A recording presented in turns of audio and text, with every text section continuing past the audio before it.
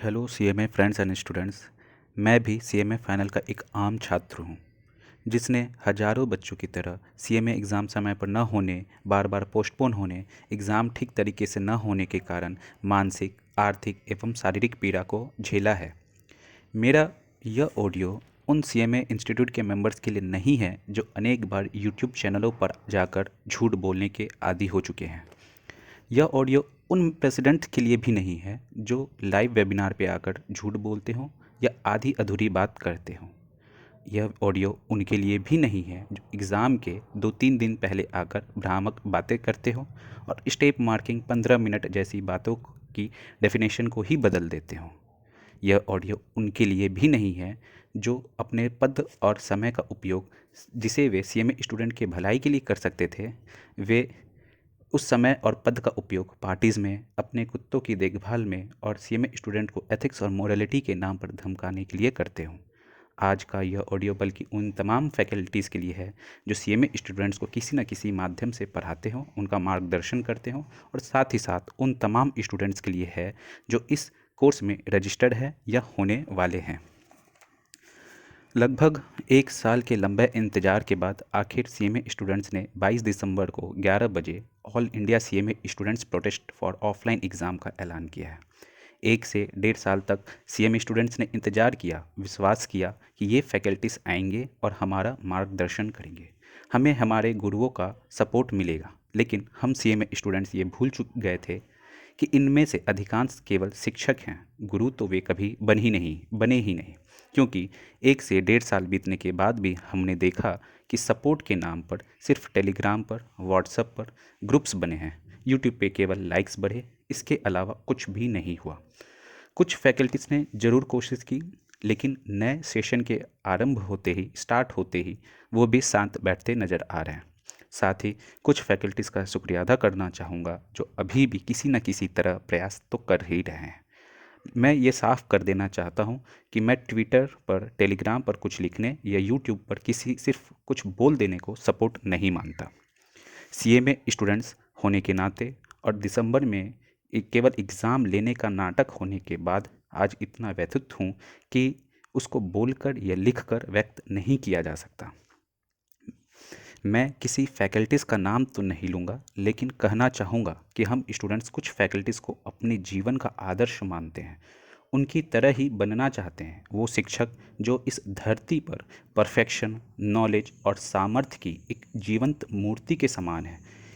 इनके इन्हीं गुणों को अपने जीवन की छाया बनाना चाहते हैं, लेकिन आज उनके मौन रहने को देखते हुए ये सारी खूबियाँ मुझे व्यर्थ लगती है, बेकार नज़र आती है।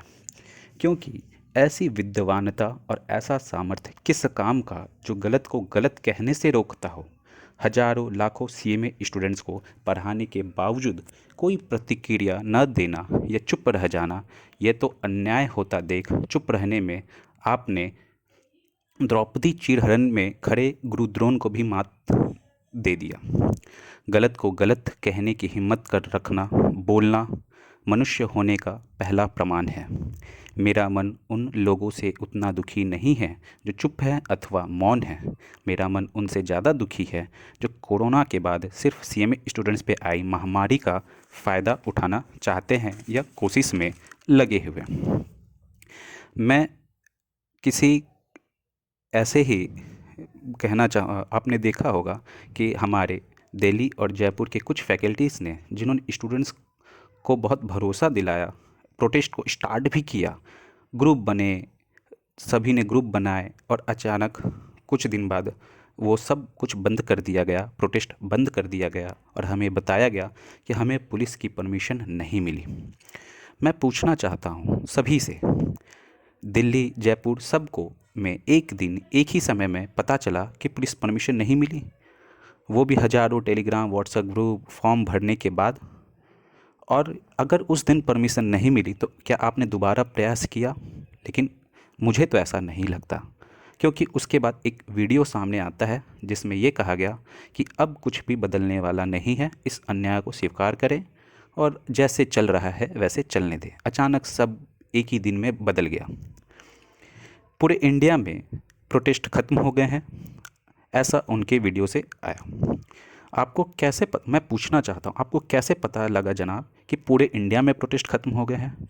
हम स्टूडेंट्स आपकी तरह फेमस तो नहीं, तो हमारा प्रोटेस्ट क्या प्रोटेस्ट नहीं है? कुछ एक फैकल्टीज़ हैं जिनका शायद कभी किसी ट्विटर स्पेस में उन्हें बोलने का मौका न दिया गया हो, उनकी किसी ने बेइज्जती कर दी या उनको किसी ने कुछ कह दिया, इसलिए उनका कहना है कि हम उनकी तरफ से सपोर्ट नहीं रहेगा। तो जनाब मैं उनसे पूछना चाहता हूँ कि ये प्रोटेस्ट है, आपको क्या लगा था कि आप प्रोटेस्ट में जाएंगे और आपके लिए चाय नाश्ता का इंतज़ाम रहेगा?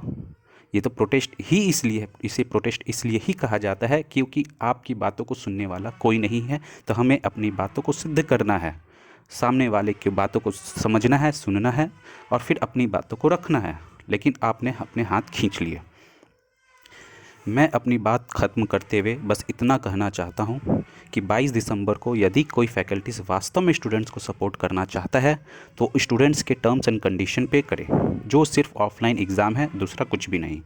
कोई भी फैकल्टीज़ वहाँ अपना वीडियो ना बनाए, फ़ोटो क्लिक बच्चों के साथ ना करें। मैं उन सीएमए स्टूडेंट्स से भी कहना चाहता हूँ कि प्रोटेस्ट को प्रोटेस्ट की तरह करें, प्रोफेशनलिज्म दिखाएं, प्रोटेस्ट में आए हुए बच्चों के साथ वो फ़ोटो क्लिक करें और जागरूकता फैला सकते हैं, लेकिन किसी भी फैकल्टीज़ के साथ वीडियो या फ़ोटो क्लिक कराने से वे बचें। लास्ट में यही कहना चाहता हूँ कि मेरा मकसद किसी भी टीचर्स को, फैकल्टीज़ को, इंस्टीट्यूट को बदनाम करना या उनके बारे में, उनके खिलाफ़ कुछ बोलने का नहीं है और न ही मेरी इतनी औकात है।